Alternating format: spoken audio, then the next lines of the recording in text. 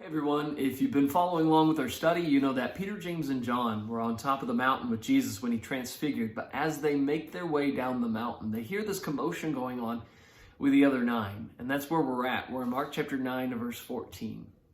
When he came to the disciples, he saw a great multitude around them and the scribes disputing with them. Immediately, when they saw him, all the people were greatly amazed, and running to him, greeted him. And he asked the scribes, "What are you discussing with them?"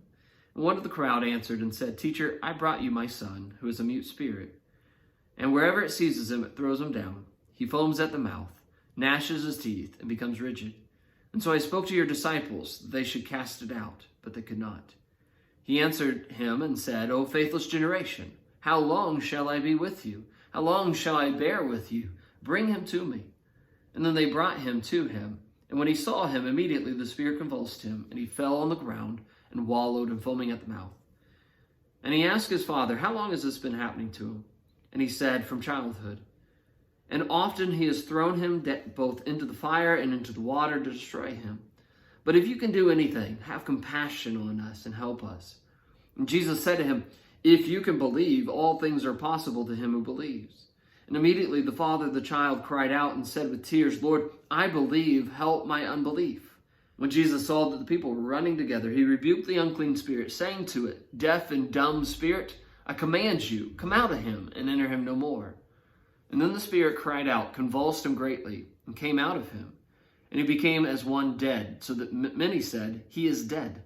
But Jesus took him by the hand, lifted him up, and he arose.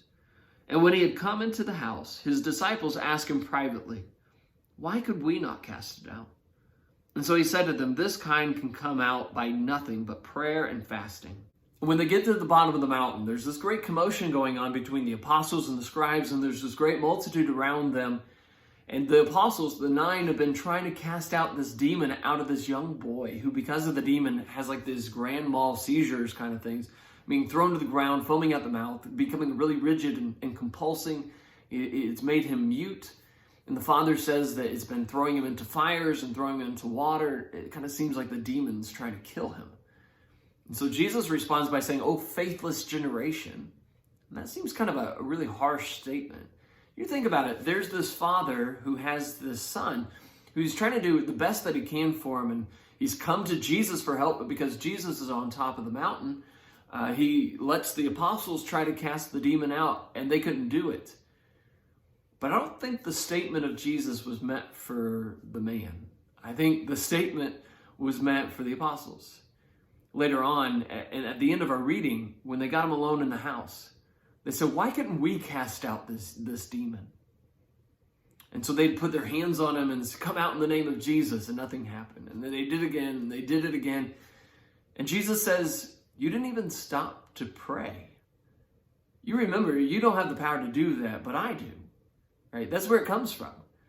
And you were trying to do it on your own strength, and you didn't even pray. Could you imagine, because we don't have the ability to cast out demons today, but could you imagine trying to do that without turning to God first and praying or fasting?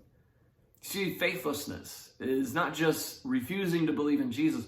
Faithlessness is either a conscious or a subconscious decision to put your hope and your confidence in something other than Jesus. And they'd put their hope and their confidence in themselves rather than God. Look at the Father's question for Jesus. If you can do anything, have compassion upon us and help us. Could Jesus? Of course he could. But maybe because the apostles had tried and they couldn't do it, maybe it seems like a logical question. But Jesus turns his question in on him and he says, "If you can believe, all things are possible for those who believe." Jesus could, but the question is, can this man believe? Does he believe? Well, yes and no.